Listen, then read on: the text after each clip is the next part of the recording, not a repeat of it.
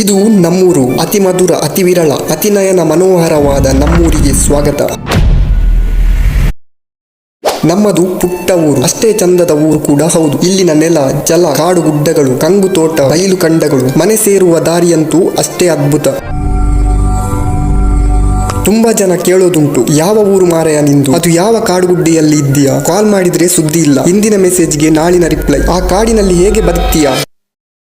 ಬರೀ ಮಾತಲ್ಲಿ ಹೇಳಿದ್ರೆ ಅರ್ಥವಾಗೋದು ನಮ್ಮೂರು. ಬನ್ನಿ ಒಂದ್ಸಲ ನೋಡ್ಕೊಂಡು ಬನ್ನಿ.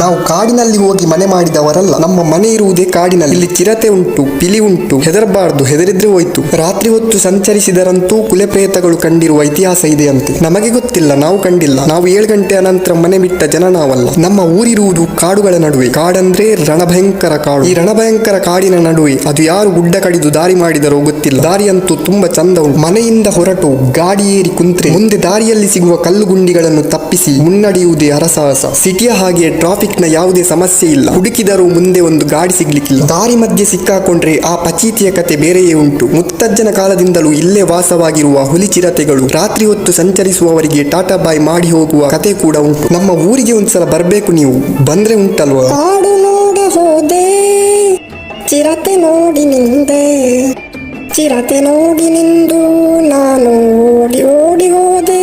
ಈ ರೀತಿಯಾಗುವುದಂತೂ ಖಂಡಿತ.